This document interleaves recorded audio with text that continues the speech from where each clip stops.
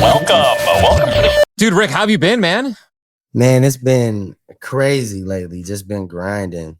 It's a lot. This summer was a lot.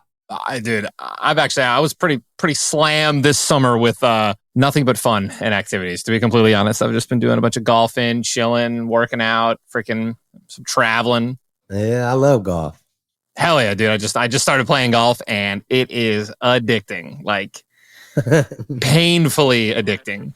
All right, man. Rick, let's just jump right into it, dude.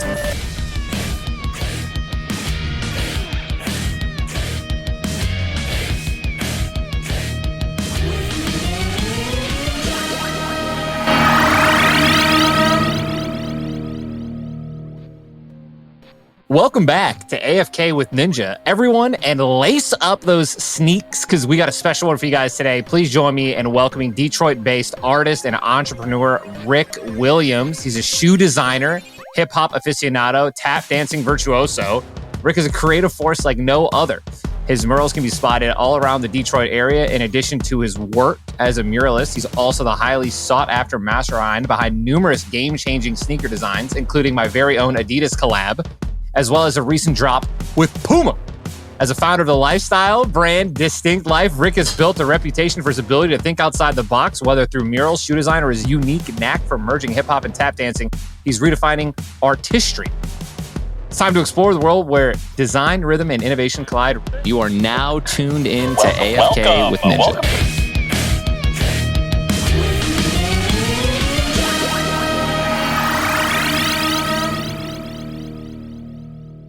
Rick, welcome to the show, dude. Hey, that was impressive. I appreciate that. So, dude, you and me both born in Detroit, man. Actually, that's a good question. Were you born in Detroit? No, I was born in Milwaukee, Wisconsin, and I moved to Michigan when I was like in high school. Dude, thank God for that. Yeah. Oh, you know what I mean? I don't know what I would have done if you were a cheesehead, man. Well, I mean, Jess would be my buddy. I would be hanging with Jess more, but I definitely was back in the day a Brett Favre fan, way back in the day. Before. I think you have to be, no matter what. Yeah. Even through all the wildness now. Yeah, the Vicodin and all the, all that stuff. By the way, it makes you wonder, like, how do you even function with that? You know what I mean? Right. Like if I guess obviously tolerance is a huge part of it. Yeah. But like it's a downer, right? Like you're numbing. Yeah. It's like how do you not just like zonk out when you're when you're taking that much? Yeah. Back in the day, I had kidney stones and they gave me Vicodin. And it used to make my stomach hurt so bad. Like I think that's why I never really kind of took to it. Yeah, I mean, but that pain, you definitely feel like, and I've been watching. Have you seen that? There's like a show. I want to say it's on Netflix or something, but it's like about the addictions, like how people have been getting addicted to like opioids. Yeah, the opioid addiction in America. Yeah, for sure. It's crazy though. I'm gonna send it to you. I can't remember the name, but I'll text it to you.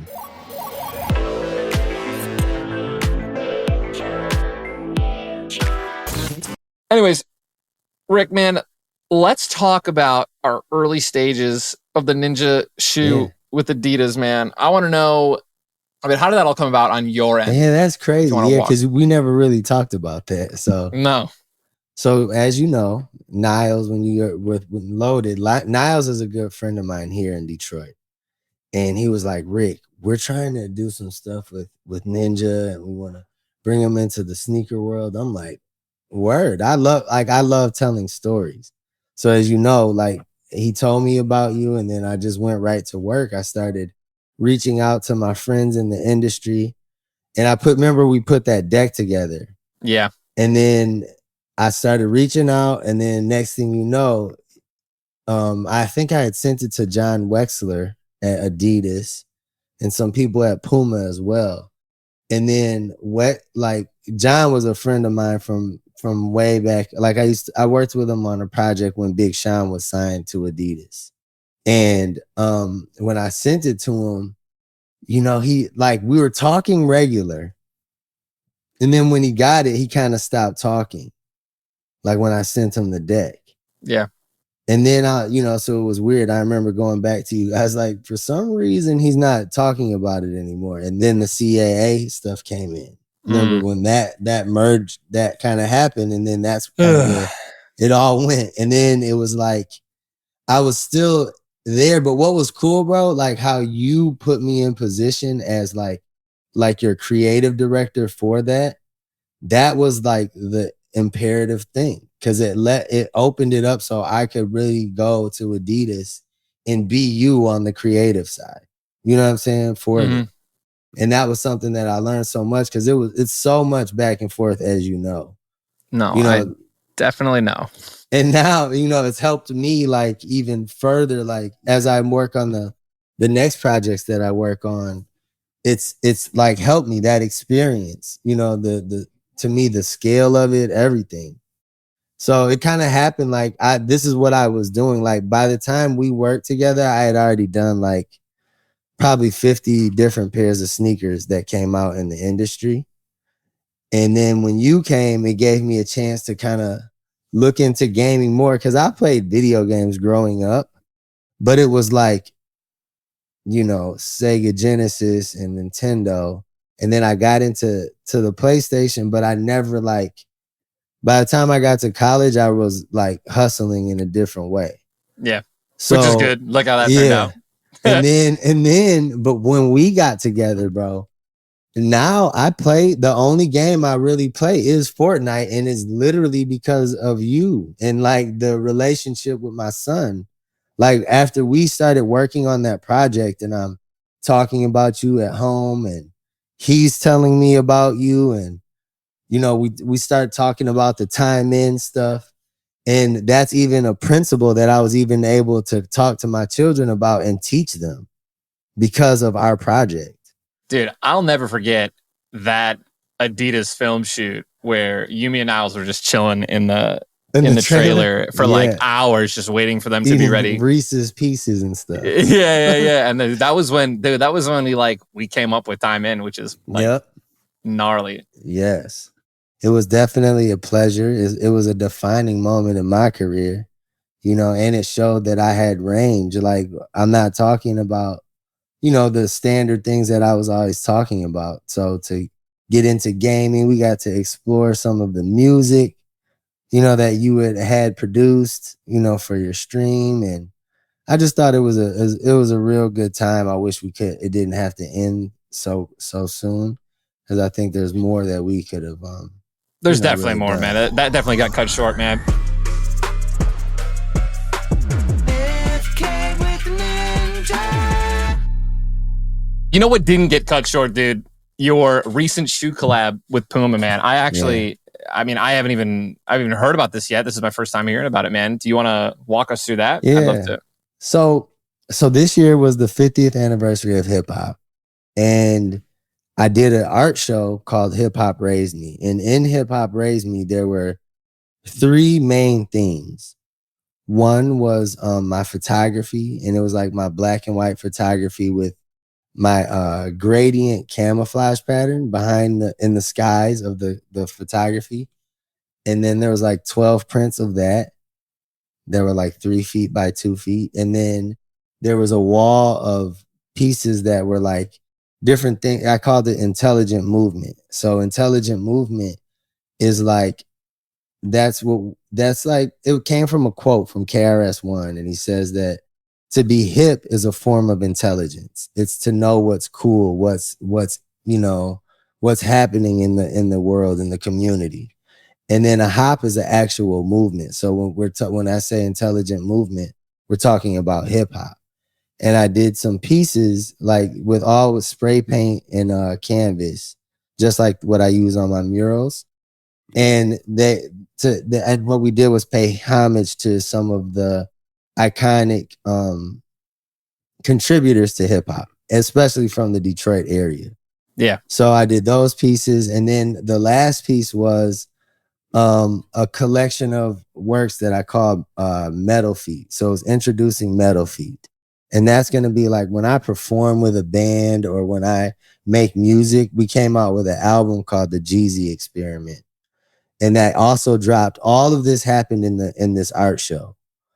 And that section, Metal Feet, is going to be the new moniker. So like when I perform, kind of like Ninja.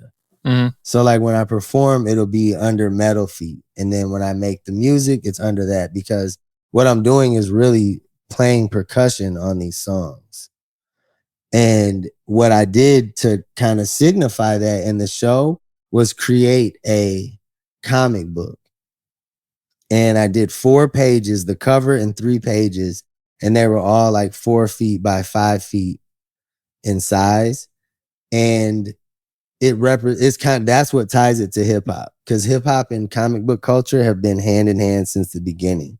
If you look back at people's names, even like you look at Ghostface and Tony Starks and like their aliases, it's all from like comic book culture, because that's what in our community, that's what everyone was reading, and that's where you would be inspired. So people would take those names. So in that same tradition, I did that for this theme of the work. So you had the cover, then you had like a depiction of how I meditate every day. And that's where the tap really comes in, is that's how I pray. So in the morning, I would go to my office at like 5 a.m. before the sun would come up, and I would tap, and I would just set my intentions and pray for the people around me, and pray for my community, and then just go about my day. And that's also where I would get the ideas. So like even when I came up with the Time In stuff, it was through these sessions like that. So from and then in that intelligent movement section, I had the shoes that I did with Puma.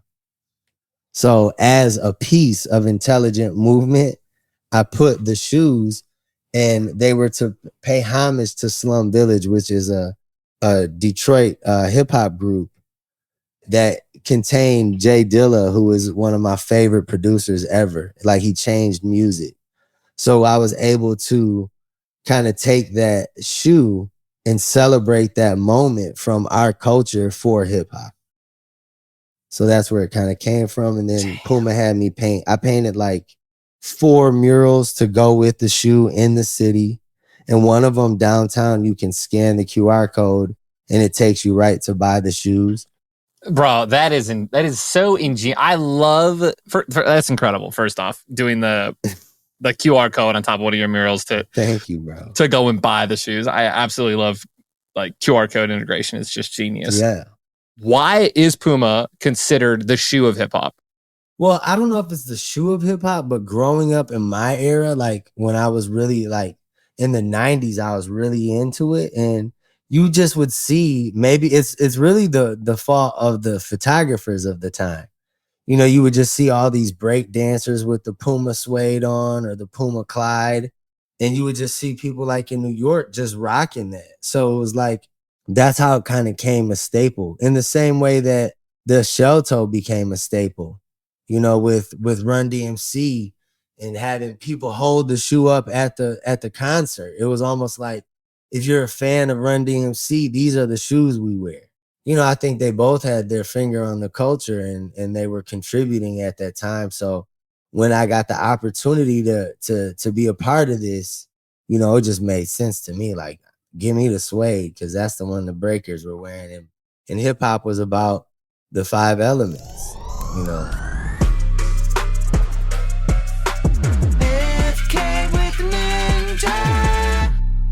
So, dude, you were mentioning this earlier too. You tap dancing in hip hop. If anyone scrolls your Insta, Rick, they'll see that you're an incredible tap dancer. When did that start, man? Have you been doing that your whole life?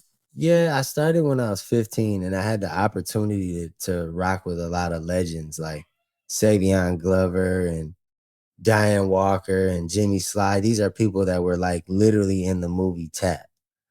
And at a young age, I was able to take class and spend some time with them. So my appreciation for the culture and what that art form was, and my understanding of the history and how it was used against us, like with blackface in the vaudeville period. So I've always kind of taken, it's been important to me that whenever I present tap, I do it in a thoughtful way. That's why it's not really about performing. It's more about what it does. It's like a self-care thing. AFK with Ninja. It's AFK with Ninja.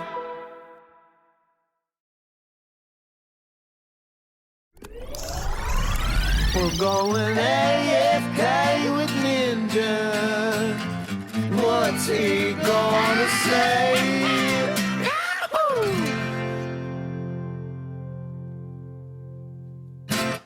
Rick, man, you run your lifestyle brand and business with your wife and longtime sweetheart, man.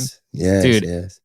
What's like the work-life balance like, man? It can be challenging at times because we do a lot. Like we homeschool as well. So I love that, by the way. That's incredible. Thank you. We homeschool. We have the skincare company, Cream Blends, and our creative agency and the brand. You know what I mean? So we're constantly doing different things, but it's all like just different streams, you know, that all come to the same place. They all kind of help each other, and you just kind of 100% wins and grateful for the hard times that teach us how to be better winners. Yeah, I mean, that's a perfect type of relationship. I think that a lot of people should. I mean, you should strive for it if you can get it. Yeah. But like when you're one person at the end of the day. Yeah. And now, I mean, there's countless of times where Jess has been like that for me. She's been my rock for me. She's been, she's lifted me up and just helped me see things clearer and been super strong for me when I was like down, and also vice versa. I mean, yeah, because you're the closest, bro. You know her the right. best, and she knows you the best. Even sometimes more than our parents, because you share everything with her. You know what I'm saying?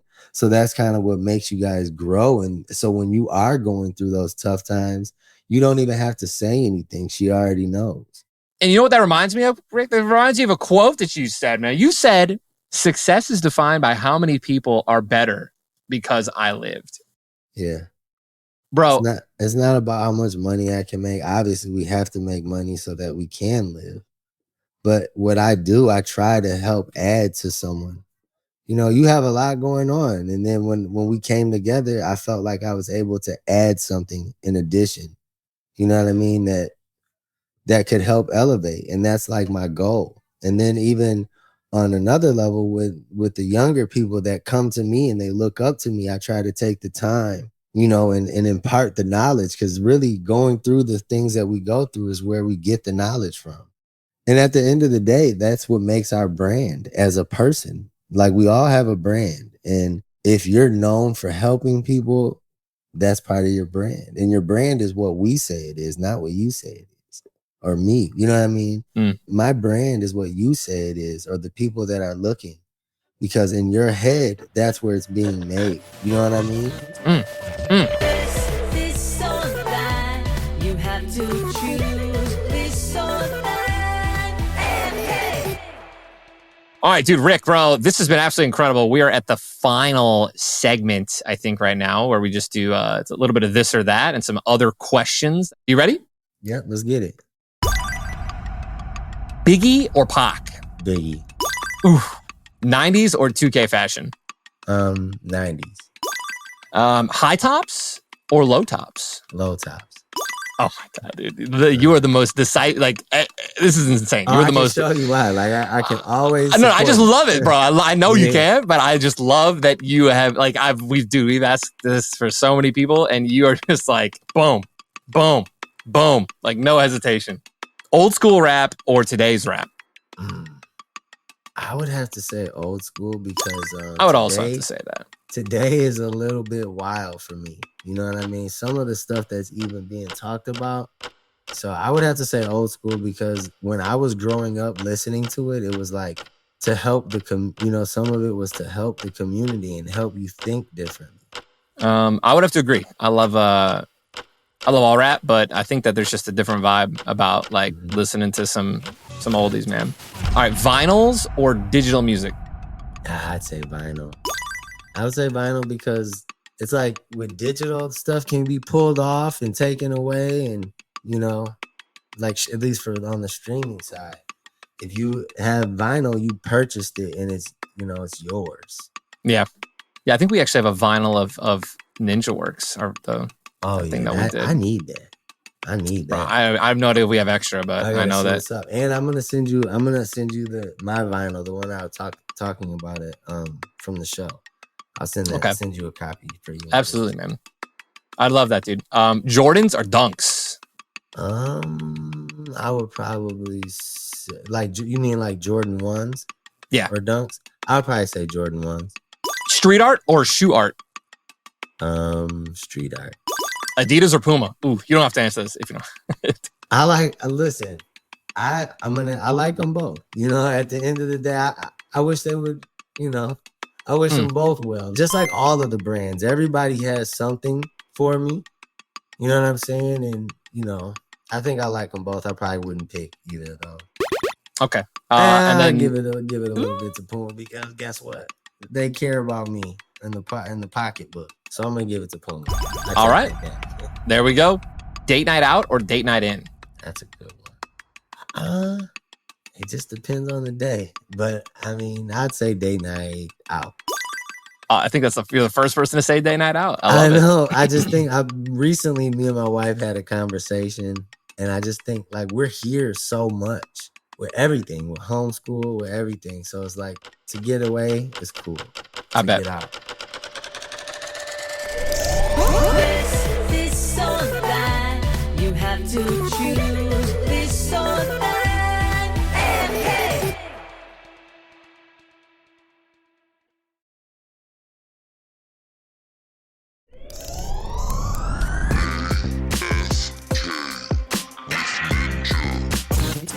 All right. We got a final other questions, and then we're all done here, bro. Okay.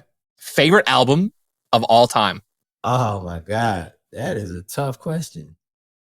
Outkast, AT Aliens. They're one of my, when I was young, I went to this concert. I was like 13. Things were way different, I feel like, when I was young, because I was out there without my parents. Yeah. And me and my friends went to this concert, and my cousin was like a security guard. And Outkast was there, and he had led us backstage, and they were leaving. So we ran after their bus, like their van, and they gave us their backstage passes. So we had real backstage passes from Outkast. So this is what I'm talking about, bro. When I say that you just have like these stories that are like Milwaukee too. That was at Summerfest. You know where I'm sure you've heard of that. Yeah. So that was definitely something that stuck out, because my older cousin who was doing security, he's the one who introduced me to hip hop. So to be able to have that, and then he ended up passing when I was right when I kind of got into college. So it was that's something that always sticks in my mind, and their albums have always been dope to me. All right, how many pairs of shoes do you have? I don't even know. I haven't counted. Like there was a time where I had thousands, and there was a flood in my house, and I lost so many shoes. So it kind of jaded my I don't look at shoes the same way I used to. Dude, because the ones that I've collabed, I keep those in like a case. Like I get two every time.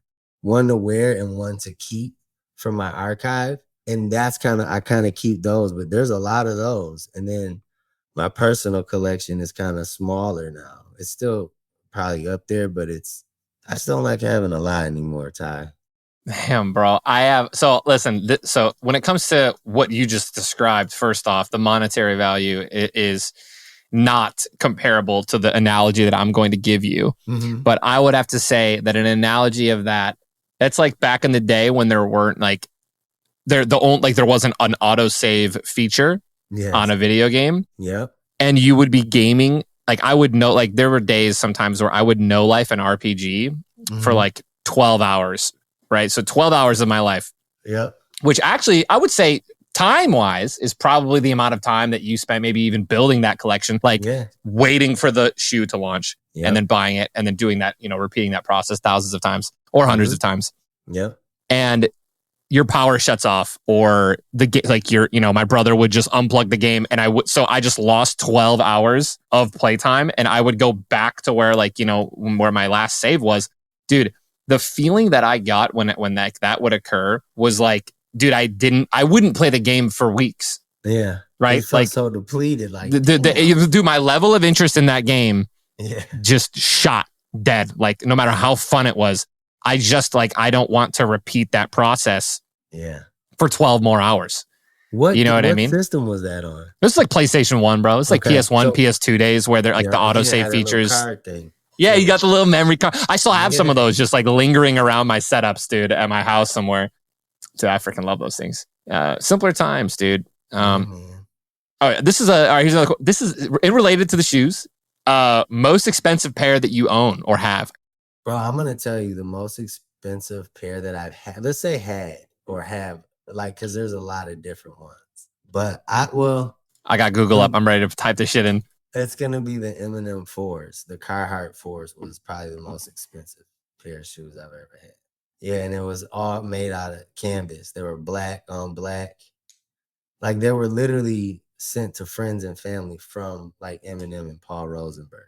Cause it was all, but that was like all for charity. They only made 313 pairs. They auctioned off a few and then they gave the rest to friends and family. That is, how powerful is that? All right, best shoe design ever created. Like barring any brand, I think the shell toe is one of the best. I love that. But my favorite shoe design wise, like growing up, was the Jordan 6. And it's because it had that tongue with the cutout, those square cutouts, and then it had that lace lock.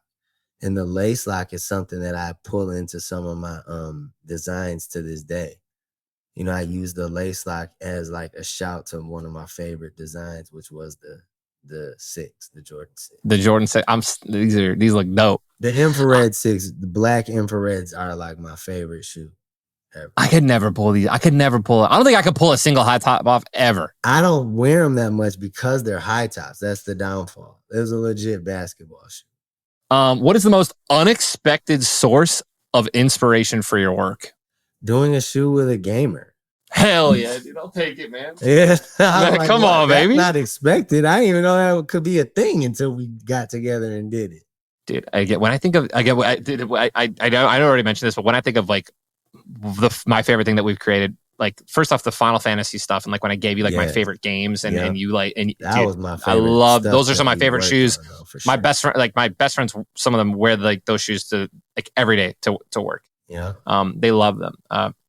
Yeah, with the 3M And the what the hell is it, like the circuit board on the side that like kind of glows in the dark a little, dude, like or just like shimmers, dude. Come on, man. All right, 2 things you can't live without right now, and it doesn't have to be your wife and kid. Okay. Tap and probably I need my computer, bro. Hell yeah, dude. Because that's how I design everything. So I can boom. Great answer, dude. I love that. Yeah. How do you know we ask this one to our artists, and it's definitely one of my favorite questions. How do you know when your work is finished? Oh, it's crazy. Sometimes you don't know. Like, even with like, I have murals in the city right now that I never signed because I feel like they're not finished. And I'm gonna go. Like, I feel like I just have canvases that is like the world is my studio, and I would just go back and add something. So, like under the radar, like yeah, no, not under the radar. I have my permission, but okay, it's like 99% done, all of them. You know what I mean? Like when you see them, no one knows that I want to add something. Right. You know what I'm saying? So I get them all to that point, but. All right. 2 questions left, man. If you had to delete all but 3 apps from your phone, which ones would you keep? That's crazy. I would keep Spotify. Hell yeah, that's mine. I have to say I would keep Instagram, bro, because like I would be lying to myself. Like right now, today, I would keep Instagram, Spotify, and I gotta keep the Maps app, bro. How do I go anywhere? No, you don't.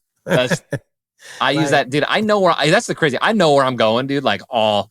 But you're still gonna put it on because you're like, well, what if there's an accident? Yep. And it's just like, dude, it's that peace of mind, bro. It's just like, I want the fastest way every time I go somewhere. Just let me know the fastest way, and we're good. Okay. All right.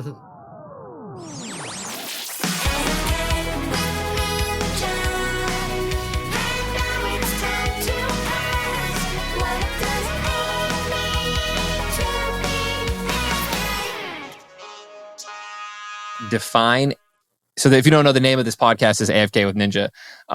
Define AFK in your own words, and what do you do when you're AFK? And if you don't know what AFK is, let me know.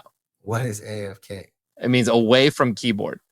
So this is more like it's like a philosophical question that we ask people, man. So like what do you do? What do you do when you're AFK? What do you do when you're not, doing what I do? Yeah, doing what you do, bro. Like how do you reset? What do you do when you're what AFK? I do for like a living is I'm a creative director and I design.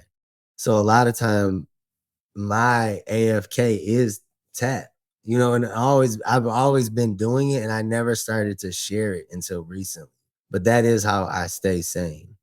You gotta let me know when you're playing sometime, dude. And I'm for sure. I'm gonna do some stuff in Chicago. That's why I'm supposed to be going out there pretty soon. So I'll definitely keep you in the loop. All right, man. Dude, well Rick, that's it, brother. Thank you so much, Ty, for having me. And there you have it, folks. We've reached the end of another epic AFK with Ninja episode. If you've enjoyed the journey thus far, please consider leaving a rating, review, and hitting that follow button. We have a ton of incredible guests coming your way, and I want you to be the first to know when a new episode drops. Until next time.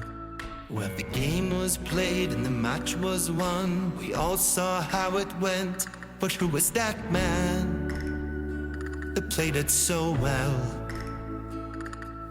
He had his dogs on a dusty road, and he turned around, I saw his face. His name was Ninja. His name was Ninja. AFK, AFK, AFK with Ninja. AFK, AFK, AFK with Ninja. AFK with Ninja. With a ninja, he's a guy who plays video games on the internet.